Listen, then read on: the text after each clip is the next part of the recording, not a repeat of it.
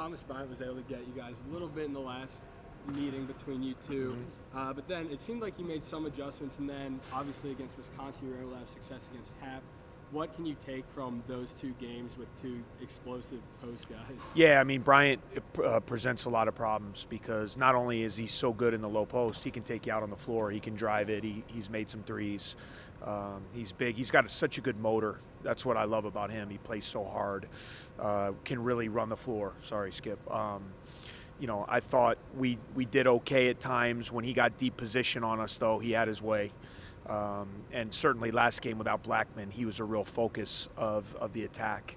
And they're actually playing their two bigs a lot more now with Davis and Bryant. So he's actually playing a lot of four now, so which presents even more problems when he's got smaller guys on him. So I think we have to pick and choose our spots because they do have the shooting with Johnson and Blackman on the perimeter. You can't just completely sell out on one thing or the other because you can get burned. But, you know, hopefully we can get back in transition, take away his easy dunks and layups on that end, and just try to make him work, you know, make him work for his buckets. And it's not easy. You know, he's one of the premier big men in the conference for sure. After the Illinois game, Brian seemed pretty upset. He said that the players kind of had a meeting afterwards. Was that them? Was there anyone that said we're gonna meet now?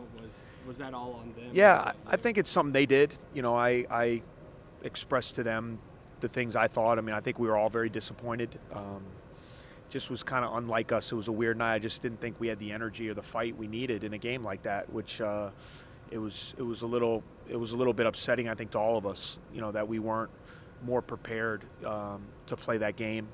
And I think the players really took it personal, which is great. You know, I want them to have that kind of ownership of the team. But it's only great if the words turn into stuff on the floor. I mean, you hear about those things all the time, players' meetings, and which is great. I mean, you want guys to express their feelings and you want guys to figure out what's going on and how they can be better. But it only works if you transfer it to the floor. And, you know, so we had a good practice yesterday. I thought we had good energy. Guys really competed, and we're going to have to do more of that today and then be ready to go. I mean, it's going to be a high-level game. You know, both teams fighting incredibly hard last week of the season. And we talked about that. I mean, you know, at the end of the day, if you would have said to all of us we'd be where we are right now on the first team meeting, I think we would have all signed up for it, you know, and with a week to go. And so we should be excited to play.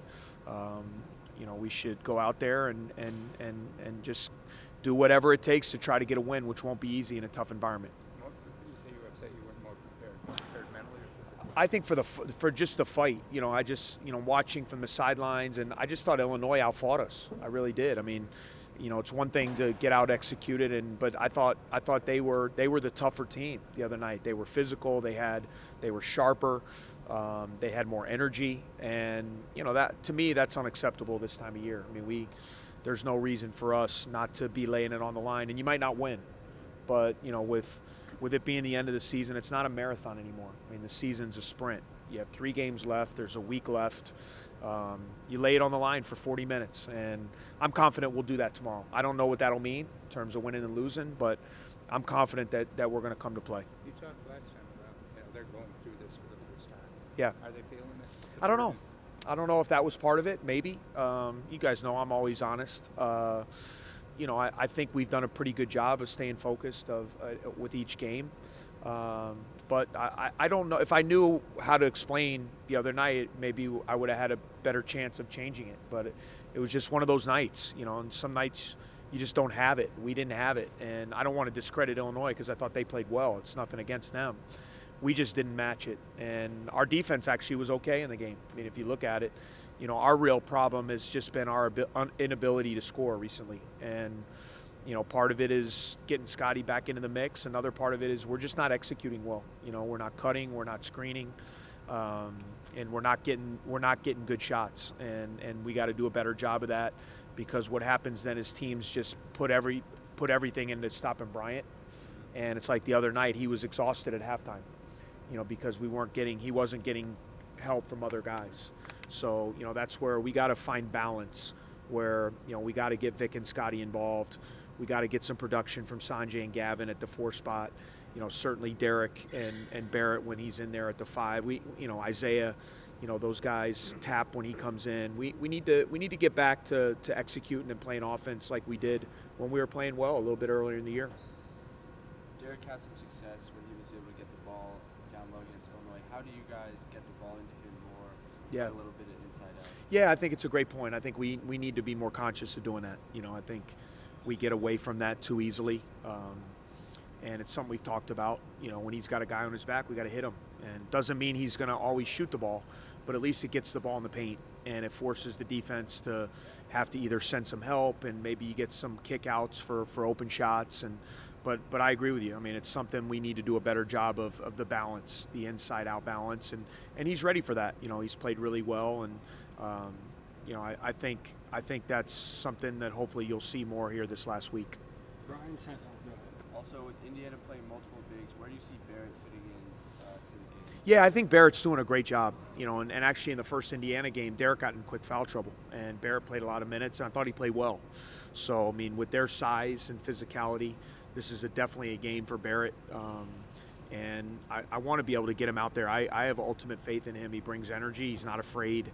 He's a big body. He throws his body around on the boards. He's getting better offensively. He's finishing. He can hit that little face-up shot. So he just needs to be ready, because his opportunities are going to continue to go up here as we finish the season.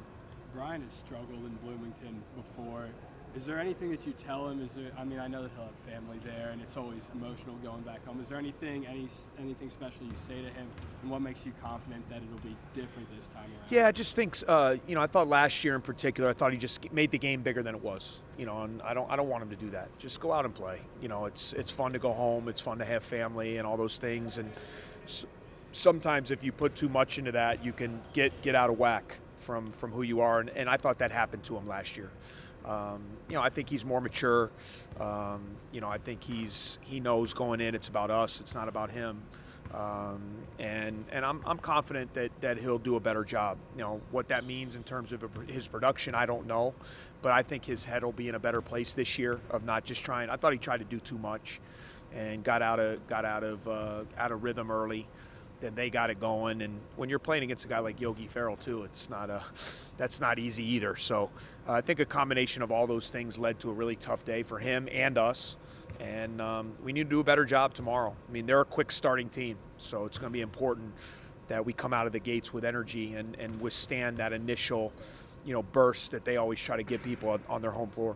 When Scotty went out, Vic moved up the scouting report. Yeah. Is he still up there, or the primary defender going back there?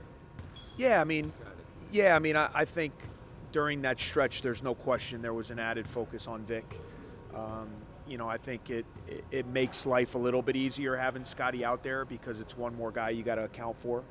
But Scotty's rusty, and we're going to play him, and he's going to work through it, and he's working hard in practice. But you don't do nothing for 3 weeks and then just step on the court and pick up where you left off. So I knew it was going to be an adjustment period for him. I want him to continue to be aggressive. He's got to keep taking his shots. He's got to keep playing.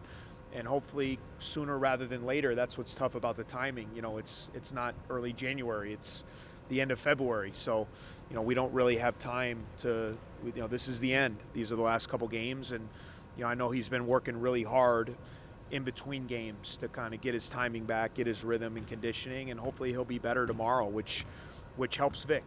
It helps Vic, it helps Bryant, it helps all our guys when you have another threat like that offensively. Vic's shooting like 23%. Yeah, he struggled. 6 or 7 Yeah, games. yeah. Is that simply because of Scotty? I think it's part of it. I think part of it is the kind of shots he's getting. We haven't been getting him a lot of clean shots. Like I'd like to see him get out in the open floor a little bit. Maybe get some easy ones, get to the line, see the ball go in with some free throws. But, there's no question he has not shot the ball well.